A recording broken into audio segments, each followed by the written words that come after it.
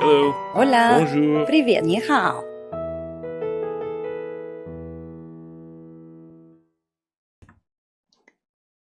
Hello, everybody, and welcome to Language with Chu. Today I'm going to talk to you about the subjunctive, this dreaded subjunctive that everybody hates or loves when they're learning particularly Romance languages like Spanish, French, Italian, etc. And most particularly for Spanish because we use it all the time in Spanish. The thing about the subjunctive is that, yes, it's going to be one of the hardest things for you to master if you really want to have a good level, say, if you're an English speaker and you're learning Spanish, but it's not impossible. You'll just absorb it little by little. But perhaps what helps is to understand a little bit what it is, because most people, most teachers just teaches it as a normal tense. And I think that's not quite right, because there's two things about verbs in languages. There's what you call a tense, and that's past, present, future, based on how we perceive time, or at least most cultures, not all of them, that is as time as being linear. Okay, whether that's true or not, that's a debate for another day, but we talk like that. We use time as a linear thing. The past is behind us and the future is ahead of us. So those are tenses: present continuous, past perfect, simple past, etc. All the ones you learned at school probably. But then there's something called mood that includes that kind of encompasses the tenses. There's realis moods, that is something that states something that is real, like the present, for example. The indicative, the present, simple present, present continuous, etc. That's in what is called the indicative mood, and that is saying something about reality, or at least facts, or things that are believed to be facts. On the other hand, you have irrealis moods, and I like calling them moods, but it can be called mode as well. But I like the word mood because it kind of depends on the mood you're in, which mood you're going to choose. For example, the conditional is a mood. You're just hypothesizing. You're not talking about something real or a fact. If I feel okay tomorrow, I will go for a walk, for example. That's a hypothesis. That's a conditional. Or if I felt okay tomorrow, I would go for a walk, etc. You can change the tenses, but you're going to be in that mood. Okay. Then the imperative is another mood. Do this, take that, etc. Orders. And the subjunctive is one of them. It's another mood. The problem with the subjunctive is that it varies from one language to the other in terms of its use, and you can use it for a lot of things. For example, you can use it to express things that you wish for, also hypotheses, things you assume, beliefs, opinions, purpose, intention, desire, urgency, a sense of importance, you want to stress something, recommendations, requests, preference, and something that may or may not happen. So you see, it covers a lot of things that are not factual, but that you want to express in a certain way. In English, you have a bit of a pickle because on the one hand, it's very easy because the form hardly ever changes. In the past, there used to be differences. But now most verbs are always conjugated in the same way, and you don't notice it, but you do have it all the time in English too. In other languages, it has a specific form, so it's easier to notice it. But for example, if I tell you it's essential that you be there, that be is subjunctive. Be it as it may. God bless you, something very commonly used. Should you require further information, etc., etc. All those sentences are in the subjunctive, believe it or not. So actually you use it a lot in English. You just don't notice, like I said. Now, the only time when you notice a slight difference in form is with the third person in the singular, that is he, she, it. And it's often used, or one way to tell that it's a subjunctive is if you can use the word that before. For example, I suggest that I own, you own, he own instead of he owns, we own, they own, etc. The only one that changes a little bit more is the verb to be, and it would be that I be, that you be, that he be, that we be, and that they be, instead of what you would normally say in the present, which is I am, you are, he is, etc. So those are the only times when you can sort of notice that something is slightly off, and you can tell it's a subjunctive. The other way to tell them apart is that usually you don't, they look like the infinitive, like I own, but you don't put the preposition to before. You don't say I suggest that he to study. I suggest that he study for that exam. So you omitted the to, and that tells you that it's in the subjunctive. Now, the subjunctive can be used with a bunch of expressions that you use all the time, such as, I got a list here, to advise that, to ask that, to command, demand, desire, insist, propose, recommend, request, suggest, urge. And also with expressions. So, it's usually, as you know, as you can see, you have that word that tells you that is the subjunctive. It is best that, it is crucial that, desirable that, essential that, imperative, important, recommended, urgent, vital, a good idea or a bad idea. For example, it's crucial that you be there before Tom arrives. It's more correct than it's crucial that you are there. It's important that she attend the meeting, and not it's important that she attends the meeting. It's recommended that he take a gallon of water with him when hiking. That he take, not that he takes, which would be the normal form.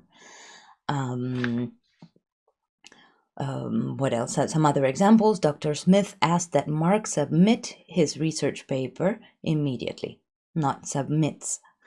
The teacher insists that her students be on time. Now, sometimes you can replace it with should. For example, I insist that she leave now, or I insist that she should leave now. There's another time when you can spot it a little bit better, and it's when you use the negative. For example, the boss insisted that Sam not be at the meeting. You're putting not be instead of don't be or isn't. So the structure is quite different there, you can tell. I suggest that you not take the job without negotiating the salary. That you not take, usually you would say you don't take. So those are little clues for you to know that it's a subjunctive. You can also use it in a passive sentence. For example, it's recommended that Susan be hired immediately. She demanded that I be allowed to take part in the negotiations. You can use it with in the continuous form. It's important that you be standing there when he gets off the plane. It's crucial that a car be waiting for the boss when the meeting is over. So see, I mean, I've asked around, and even any native speaker, English native speaker, says, yeah, those are normal. But then you ask them, do you realize they use the subjunctive at all? The what? The subjunctive? No. Maybe with God bless you, for example. Some people know that that's a subjunctive. But you're actually using it a lot. You also use it with words such as lest. I'm running fast lest she catch me. You don't say lest she catches me. Another cool thing about the subjunctive is that there is a difference. For example, if you use if you use a structure that has if in it. Here I got two examples. If he was in class yesterday, he learned it. Okay, so that's something that maybe happened, maybe it didn't. It's an if sentence, and it's in the past, but that's in the indicative. That's talking about a fact. Whether it happened or not, you're saying that there's a possible fact there. But if I tell you if he were in class today, he would be learning it, that is not a fact. That is telling you, well, he really isn't in class.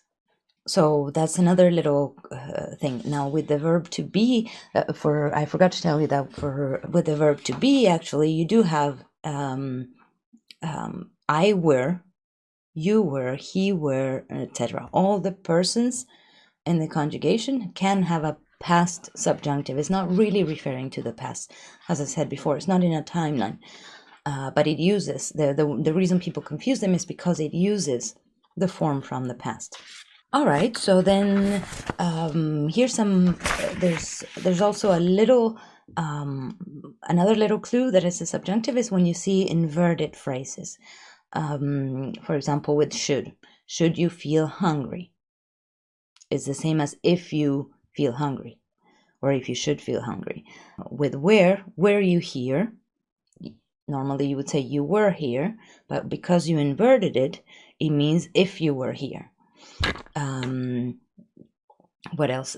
There's other examples here on this table. Were he to shoot, if he were to shoot, or if he shot. With had he written, that means he hasn't written, but it was a possibility I'm talking about. Had he written, if he had written. And in other compound forms, like were he to have lied. So there's a if he were to have lied. So that's a compound form because you have and lied and an auxiliary and the verb to lie. So, and then other than that, there's always a bunch of expressions, mostly archaic, granted, but we use them all the time, like peace be with you if you go to church, truth be told, very common, come what may, come Monday, may you always be happy, and the ones you can see on this table, so help me God, suffices to say, all of those are subjunctives. And even the word goodbye that you use all the time in English is actually, it comes from God be with you. And that be is the subjunctive. It's the same as if you were saying, it's important that God be with you. So there you go. That's it for the surprising fact for some people that they actually use the subjunctive a lot in English. Of course, we're not thinking about it. Even myself, when I learned English, nobody told me this is the subjunctive. You just learn certain expressions and certain ways of saying things, and you just get used to it. But the same can happen if you learn, for example, if you use it in French or in Italian, etc. In French and in Italian or in Spanish, it's very similar. You always have this that plus something else, or very often at least. And you have specific forms. Say, depending on the language, you will have to remember what the they form, the third person in the plural form, is in the present, and then you just another ending, and there you go, you have the subjunctive. In French, sometimes it's a little tricky because they sound the same very often, the present and the subjunctive. In Spanish, you have many forms. You even have future subjunctive, so it is, again, it's not about the time, but it implies something about the future or the past or whatever. So that's why we call them pluperfect subjunctive or whatever, or future subjunctive, etc. You'll end up learning them, and what I would suggest is that you take exercises online. You kind of look at the rule briefly. Some people say you shouldn't look at the rule and just guess. For me, it's easier to look a little bit at the rule before and then do the exercises and look at the forms and how to form it, etc. A little bit, like kind of half and half. And there you go. The more mistakes you make, the more you'll learn to correct yourself later. So it's no problem if in the beginning you mess up a lot. I'm gonna leave a link to see if you're good with the English subjunctive.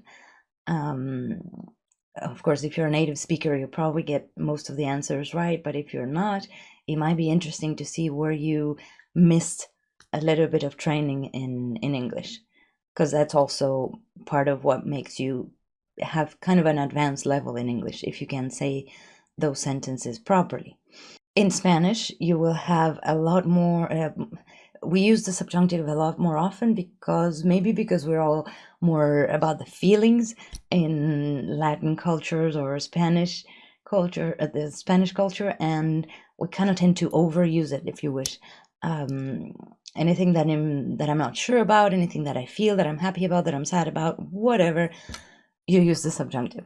And that's it. In Slavic languages, it's much easier. I'm learning Russian, and you just need the one particle "by" and the verb to be for the verb to be in the past, and it actually looks the same as a conditional, so nobody notices. But it is the subjunctive too. So there you go. I hope that makes it a little bit easier. Just try to think think of it as a way to kind of have an open mind or something, because you're not thinking in terms of time, this happened, then that happened, then that happened. You're thinking more kind of outside the box, if you wish, in terms of how to express actions. I wish it was clearer or more obvious, more noticeable in English, so that English speakers would learn Romance languages a little more easily.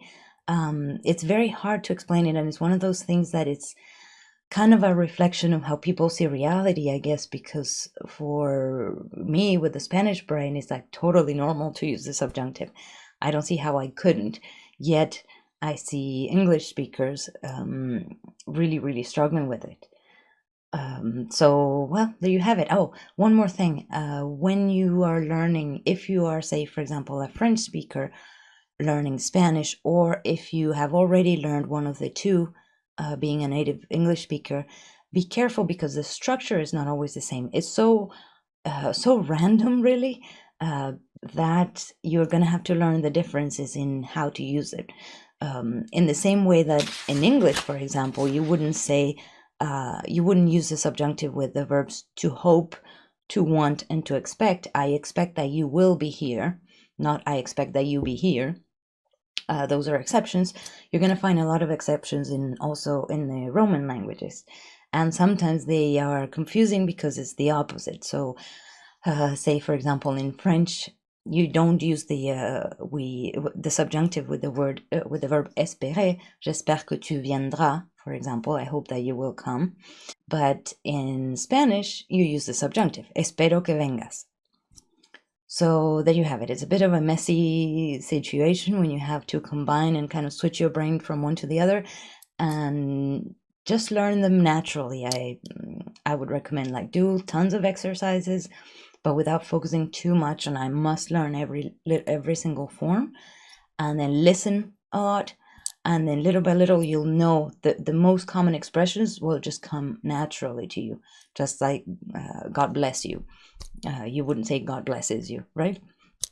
Well, there you go. So that's it. I hope that the subjunctive is not so bad to you anymore, and that you learn it and that you have fun learning it, because, yeah, well, I kind of love it, but that's just me. I'm a language nerd. So see you next time. Click on like, subscribe if you haven't subscribed and you like this, and don't forget to leave a comment or a question if you have any. And see you next time.